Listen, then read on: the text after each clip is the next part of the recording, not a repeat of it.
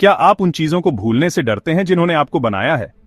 चलो मैं आपको एक पंखे की कहानी सुनाता हूं, जो सिर्फ पंखा नहीं था, उससे कहीं ज्यादा था। गर्मी का मौसम था, धूप तेज थी और सबके चेहरे से पसीना टपक रहा था। लेकिन रामू काका के कमरे में एक पुराना सीलिंग फैन लगातार घूम रहा था। ये पंखा कोई आम पंखा नहीं था, ये रामू काका का सबसे पुराना और सबसे भरोसेमंद साथी था। सालों पहले जब रामू काका अपने गांव से शहर आए थे, तो उन्होंने अपनी पहली तनख्वाह से ये पंखा खरीदा था। तब से हर गर्मी में ये उनके साथ रहा। हर शाम रामू काका इस पंखे के नीचे बैठकर अपनी लाठी और चश्मा लगाकर रेडियो सुनते थे। कितनी भी गर्मी क्यों ना हो, पंखे की ठंडी हवा उन्हें सुकून देती थी। लेकिन अब पंखा पुराना हो गया था, उसके पंख हिलते थे, आवाज करता था, फिर भी चलता रहता था।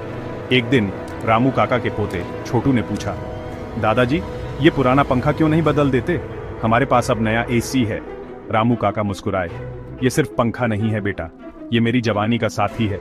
जब मैं इस शहर में किसी को नहीं जानता था, इसकी हवा मुझे शांति देती थी। छोटू को पूरी तरह समझ नहीं आया, लेकिन उसने अपने दादाजी की बात मान ली। फिर एक दिन पंखा बंद हो गया।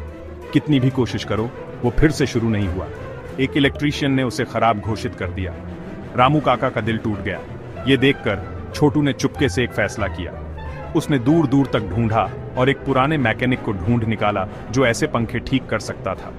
2 दिन बाद जब पंखा फिर से घूमने लगा, तो रामू काका की आंखों में आंसू आ गए। वो पंखा सिर्फ ठंडी हवा नहीं दे रहा था, वो यादें वापस ला रहा था। छोटू ने सीखा कि कीमत नई चीजों में नहीं, बल्कि उनसे जुड़ी यादों में होती है।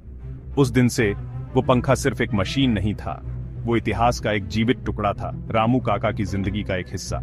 और वहां वो पंखा रह गया, हर चक्कर के साथ बीते दिनों की कहानियां सुना।